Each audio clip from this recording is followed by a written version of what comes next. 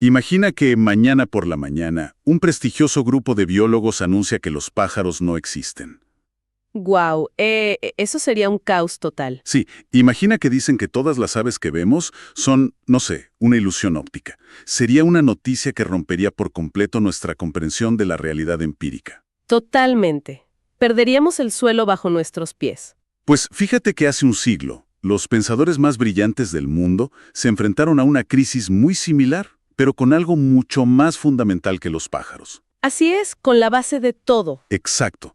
Descubrieron que los números, o sea, la base misma sobre la que construimos nuestra civilización, la economía, la ingeniería y la ciencia, Podrían ser literalmente fantasmas. tal cual. Y hoy, en esta inmersión profunda, vamos a explorar una pregunta que parece increíblemente simple, pero que tiene el poder de alterar nuestra percepción de la realidad. ¿Qué es en el fondo un número? ¿Dónde viven las matemáticas? Y para intentar responder a eso, nos estamos sumergiendo en un océano de conocimiento verdaderamente monumental. Todo nuestro análisis de hoy se basa en la Enciclopedia de Filosofía de la Universidad de Stanford. Un recurso increíble, por cierto. Sí, específicamente en su exhaustivo artículo sobre la filosofía de las matemáticas.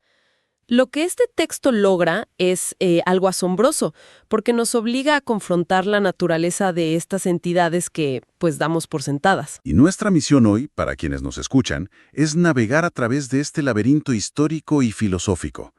Queremos descubrir si las matemáticas son, digamos, un lenguaje oculto del universo que los humanos simplemente descubrimos, o si son una invención deslumbrante. O sea, una herramienta creada puramente por la mente humana. Exactamente. Y resolver este dilema no es solo un ejercicio académico, porque cambia por completo la forma en que validamos la ciencia moderna. Todos los días confiamos ciegamente en los números. Claro, para todo. Compramos con ellos, medimos ingredientes para cocinar, leemos datos médicos. Confiamos en su solidez sin detenernos a pensar en su extraña naturaleza. Esa incomodidad es el punto de partida perfecto, porque para entender por qué los filósofos pierden el sueño con este tema, debemos poner a las matemáticas frente a un espejo junto a las ciencias naturales. A ver, explícanos un poco esa comparación. Pues pensemos en la biología, la química o la astronomía. Estas disciplinas estudian entidades concretas que están localizadas en el espacio y en el tiempo. Ajá, cosas que puedes tocar o ver, o al menos medir físicamente. Exacto. Se basan en la observación física y avanzan mediante la inducción, pero las matemáticas habitan un universo diametralmente opuesto. Se dedican al estudio de entidades completamente abstractas. Y lo hacen mediante la deducción pura a partir de principios fundamentales. Así es. El resultado son teorías y teoremas que parecen eternos, verdades inmutables que seguirían siendo ciertas incluso si el universo físico dejara de existir. Claro, porque un biólogo siempre puede descubrir un fósil extraño en una cueva remota que obliga a reescribir todos los libros sobre la evolución. Sí, siempre hay espacio para sorpresas empíricas. Pero es impensable que alguien, en algún lugar, desentierre un triángulo de 4 lados que destruya las bases de la geometría. Esa invulnerabilidad parece mágica. Y curiosamente, esa aparente invulnerabilidad fue precisamente lo que colapsó a finales del siglo XIX y principios del XX. Un momento histórico de mucha tensión. Demasiada. Esto desencadenó lo que se conoció como la crisis de los fundamentos. Los matemáticos estaban expandiendo su campo a una velocidad vertiginosa, construyendo castillos intelectuales cada vez más altos. Y de repente miraron hacia abajo y se dieron cuenta de que no sabían de qué estaban hechos los cimientos. Tal cual, necesitaban anclar las matemáticas a una base sólida, irrefutable, libre de misticismos. Y la historia de cómo intentaron solucionar esto es fascinante y está llena de tragedias intelectuales. El primer gran intento de rescate se llamó logicismo. Un nombre muy apropiado, ¿eh? Sí, la premisa era súper elegante. Decían que las matemáticas no son más que lógica pura disfrazada. Y ahí entra Gottlob Frege. Un pensador monumental, sin duda. Dedicó el trabajo de su vida a intentar demostrar esto. Su idea central era reducir toda la aritmética a conceptos lógicos simples, utilizando reglas sobre cómo agrupamos cosas por sus propiedades, algo que llamó su Ley Básica 5. Y parecía que lo había logrado, ¿no? Parecía que estaba a punto de coronar el edificio de las matemáticas para siempre. hasta que recibió una simple carta de un joven filósofo llamado Bertrand Russell. Uy, esa carta. Esa carta contenía la ahora legendaria paradoja de Russell, que fue un misil directo a la línea de flotación del trabajo de Frege. ¿Cómo funcionaba exactamente esa trampa lógica? Bueno, la idea de Frege dependía de que, si podíamos definir lógicamente una propiedad, automáticamente existía un conjunto que agrupaba todas las cosas con esa propiedad. Suena razonable. Sí, pero Russell planteó esto. Imaginemos el conjunto de todos los conjuntos que no se contienen a sí mismos. La pregunta que destruye todo el sistema es, ¿se contiene este conjunto a sí mismo? Wow. Para quienes nos escuchan, vamos a usar una analogía para visualizar este cortocircuito mental. Me encantan las analogías. Adelante. Pensemos en el barbero de un pueblo aislado. La regla estricta de este pueblo es que el barbero afeita única y exclusivamente a todas las personas que no se afeitan a sí mismas. Hasta ahí todo bien. Suena lógico, sí, hasta que te haces la pregunta del millón. ¿Quién afeita al barbero? Si el barbero se afeita a sí mismo, está violando la regla de solo afeitar a los que no lo hacen. Claro. Pero si decide no afeitarse, entonces entra en el grupo de los que no se afeitan a sí mismos, lo que significa que el barbero debe afeitarlo. La lógica colapsa sobre sí misma. Es un callejón sin salida absoluto. En el terreno matemático de Frege, si el conjunto se contiene a sí mismo, incumple su propia regla. Si no se contiene, la cumple y debe entrar en el conjunto. Un verdadero dolor de cabeza. Y esta contradicción no era un error menor, ¿eh? Demostró que intentar construir todas las matemáticas sobre estas reglas lógicas básicas producía paradojas fatales. El logicismo había fracasado. Y este colapso dejó un vacío gigantesco. O sea, si no podemos extraer las matemáticas de las reglas fundamentales de la lógica del universo, tal vez estábamos buscando en el lugar equivocado. Esa fue la conclusión de muchos. Tal vez los números no están allá afuera esperando ser agrupados. Y en medio de este caos irrumpió L.E.J. Brouwer, con una propuesta radical llamada intuicionismo. Radical es quedarse corto. Él argumentaba que los números no flotan en el espacio, sino que son construcciones puramente mentales. Si una mente humana no realiza el proceso paso a paso para construir un concepto matemático, ese concepto simplemente no existe. Y las consecuencias de adoptar esta postura son drásticas. Para empezar, los intuicionistas rechazan la idea del infinito actual, ese infinito completo y cerrado que usamos todo el tiempo en matemáticas avanzadas. O sea, solo admiten un infinito potencial, como el proceso de contar que nunca se detiene. Exacto, pero el golpe más duro a la tradición fue su rechazo a la ley del tercero excluido, un pilar de la lógica clásica. Esa es la regla que dicta que una afirmación solo puede ser o verdadera o falsa, sin opciones intermedias, ¿verdad? Así es.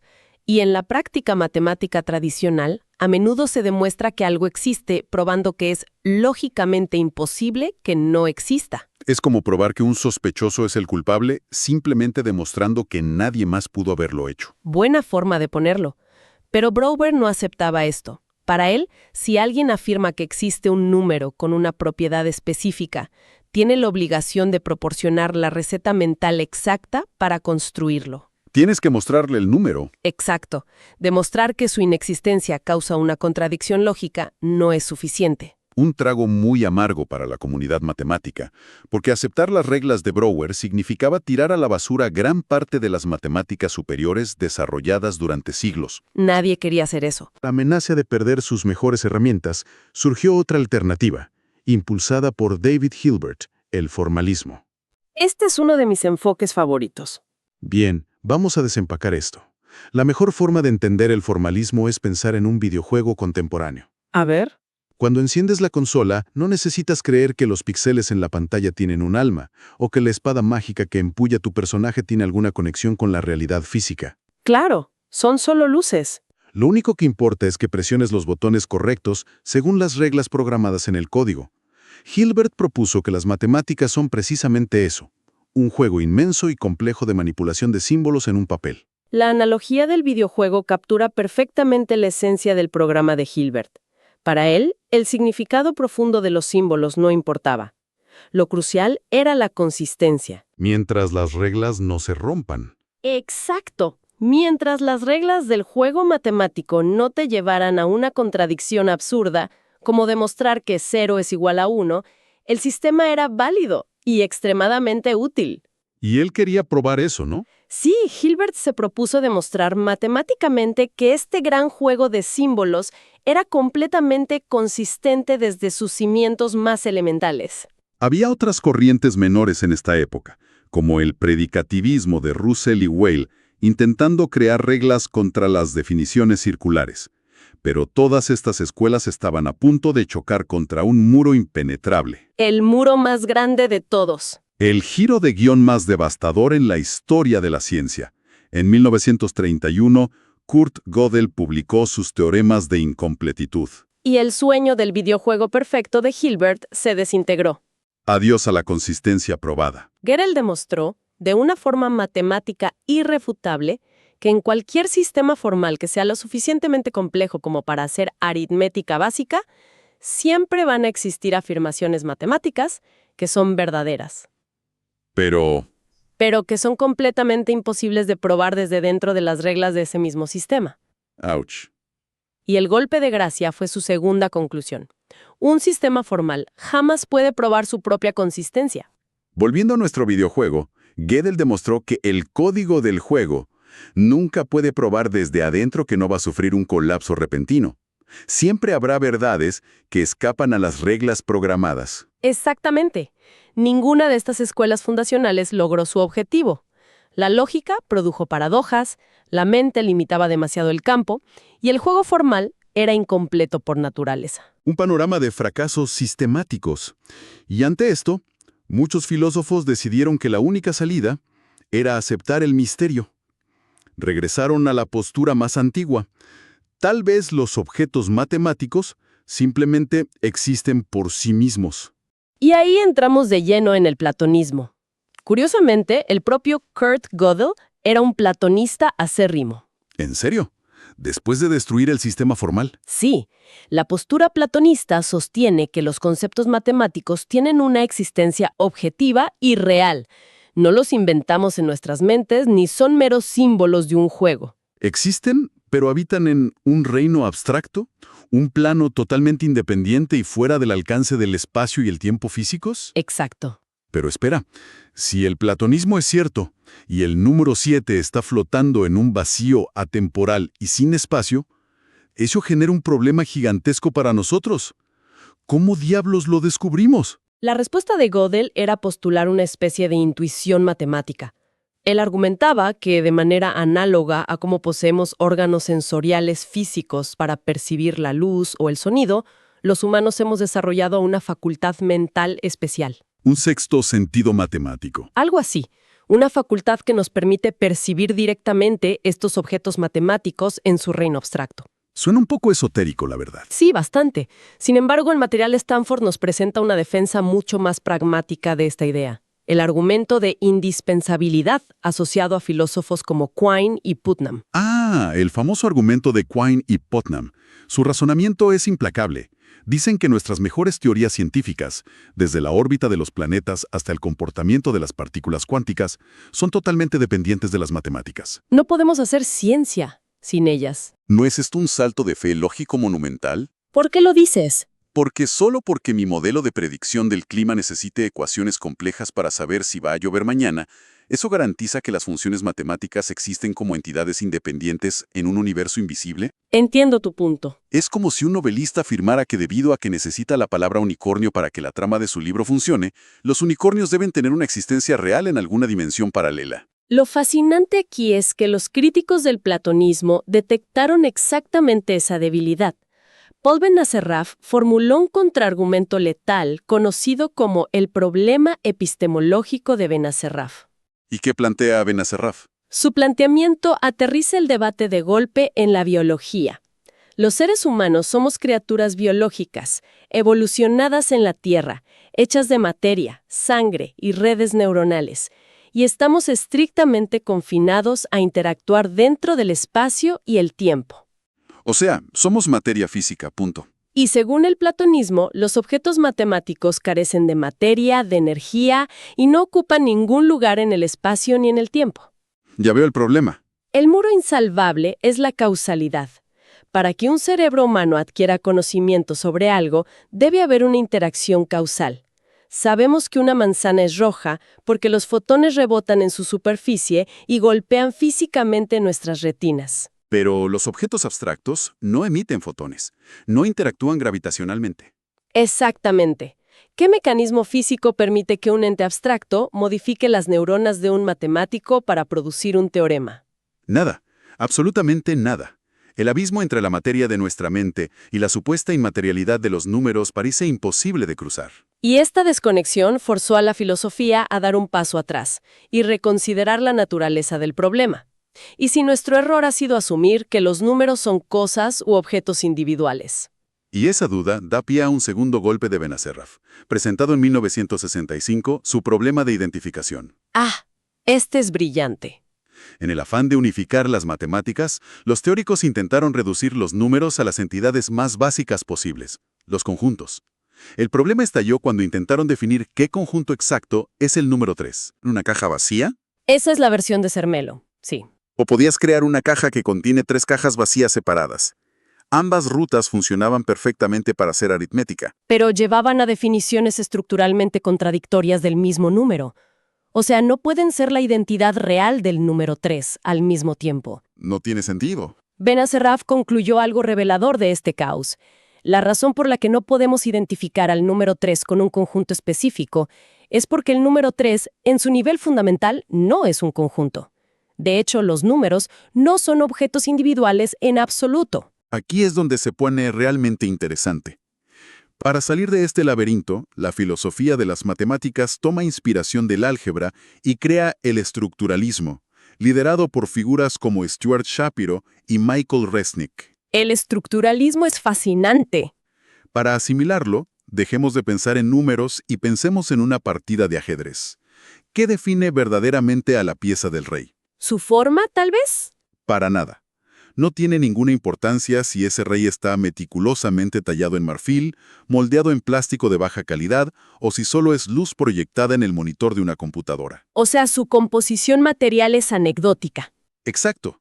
El rey está definido pura y exclusivamente por los lugares hacia los que puede desplazarse y por la compleja red de relaciones que mantiene con los peones, las torres y los caballos.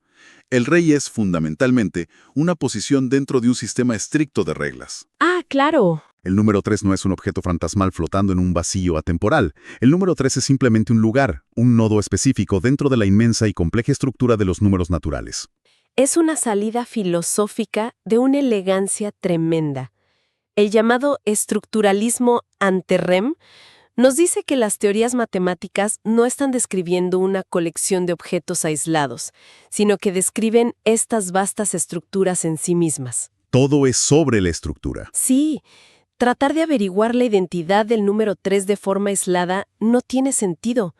Es como intentar describir las propiedades de un rey de ajedrez sin la existencia de un tablero y otras piezas. El estructuralismo aclara magistralmente qué son los números, pero como suele ocurrir en estas profundidades, nos topamos con un nuevo obstáculo. Las estructuras, aunque no sean objetos individuales, siguen siendo entidades abstractas. Y volvemos a chocar contra el muro epistemológico de Benacerraf. ¿Cómo es que un cerebro de carne y hueso interactúa con una red de relaciones abstracta? Es frustrante. Y esta frustración persistente lleva a algunos a buscar una solución radical, una que prescinda por completo de cualquier tipo de fantasma abstracto. Querían anclar todo firmemente en el mundo físico y perceptible. Y esa búsqueda de lo puramente tangible nos introduce al nominalismo. Hartree Field es el protagonista indiscutible aquí. ¿Qué intentó hacer Field? Field emprendió un proyecto que muchos consideraban absurdo: reescribir toda la física de Isaac Newton sin usar un solo número abstracto. ¡Wow! Física sin números. Sí, su estrategia fue reemplazar los números con entidades que él consideraba concretas, las regiones físicas del espacio-tiempo. Argumentaba que el espacio-tiempo es tan real y material como un bloque de cemento. Ah, entiendo. ¿Su meta era destruir el argumento de indispensabilidad de Kinney y Putnam? Si Field podía demostrar que la física puede funcionar perfectamente usando solo distancias y regiones del mundo real, entonces los números abstractos ya no serían indispensables para la ciencia. Exacto, podríamos simplemente desecharlos. Fue un esfuerzo monumental para demostrar que los números son dispensables. ¿Y funcionó? Bueno, el nominalismo de Field se enfrenta a montañas de dificultades técnicas cuando se intenta escalar hacia la física cuántica, donde las estructuras matemáticas requeridas son infinitamente más complejas y menos ancladas en regiones físicas intuitivas. Se queda corto entonces.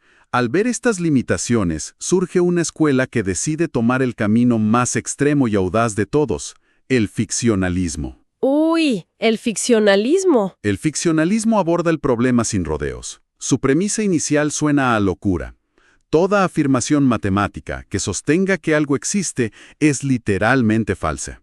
Y es falsa por la sencilla razón de que los números no existen en ningún plano de la realidad. Bajo esta óptica, afirmar que existe un número primo par es una afirmación tan falsa sobre el universo objetivo como afirmar que existen los dragones de fuego. Ninguno tiene correspondencia empírica. Entonces afirmar que 2 más 2 es igual a 4 es como decir que Harry Potter vive en Hogwarts. Exactamente. Es una afirmación falsa en el mundo físico real porque la magia y ese castillo no existen en nuestro planeta, pero es una afirmación cierta si evaluamos las reglas internas de esa ficción literaria. Es una excelente analogía. Pero aquí surge una fricción inmensa. Si las matemáticas son solo un elaborado cuento de hadas, ¿cómo es posible que sean la herramienta principal para diseñar puentes de acero que soportan el peso de miles de vehículos sin colapsar? Claro, la literatura fantástica no sostiene vigas de metal. Exacto. Pero si conectamos esto con el panorama general de la filosofía de la ciencia, el ficcionalismo ofrece una respuesta brillante a ese dilema. Pensadores como Stephen Jablo y Mary Leng argumentan que las matemáticas operan como ficciones conservadoras o sistemas de simulación. ¿A qué se refieren con conservadoras? Se refiere a que, al mezclar este sistema de ficción con nuestros datos científicos del mundo real, las matemáticas jamás te permitirán deducir una conclusión sobre el mundo físico que sea falsa o que no pudieras haber deducido teóricamente sin ellas. O sea, son seguras. Sí. No contaminan la física con falsedades empíricas. Lo que hacen es actuar como una herramienta narrativa y de cálculo de una eficiencia arrolladora. Nos permiten navegar por las complejidades del puente de acero y la gravedad a una velocidad asombrosa, sin exigirnos creer que el número utilizado tiene una existencia material. Es un mecanismo para procesar la realidad sin cargar con el peso metafísico de los números. Ahora, si aceptamos que las matemáticas pueden ser vistas como estructuras posicionales o ficciones útiles o procesos de la mente humana, esto redefine por completo el papel de los matemáticos. Totalmente. No son descubridores explorando un territorio preexistente, sino que podrían ser inventores, ingenieros de sistemas lógicos. Y esta redefinición se vuelve crítica hoy en día, porque los humanos ya no somos los únicos haciendo matemáticas. El ecosistema cambió radicalmente y el punto de quiebre ocurrió en 1976 con la famosa demostración del teorema de los 4 colores. Ah, sí. La premisa del teorema parece inofensiva. Afirma que cualquier mapa bidimensional, sin importar cómo se dividan sus regiones, puede colorearse usando solamente 4 colores, sin que 2 territorios vecinos compartan el mismo color. Pero probar que esto se cumple en todos los mapas imaginables del universo fue una pesadilla analítica. Los matemáticos lograron reducir el problema a miles de configuraciones complejas, pero analizar cada una a mano habría requerido el trabajo de varias generaciones. Era humanamente imposible. Así es. La solución fue escribir un programa informático para que una supercomputadora realizara la verificación masiva de los casos. Fue la primera vez que una máquina era indispensaria para validar una demostración matemática profunda. Y esto hace saltar por los aires las reglas tradicionales. Históricamente, las matemáticas eran el epítome del conocimiento a priori. Cerrabas los ojos, usabas la razón pura y llegabas a una verdad absoluta e incontestable. 100% racional. Pero al introducir una computadora, estamos anclando la demostración al mundo físico y a sus imperfecciones. Ahora, la verdad del teorema depende de que los circuitos de la máquina no se sobrecalienten. Sí, de que un pico de voltaje no altere un dato, de que el código no tenga un error de escritura indetectable.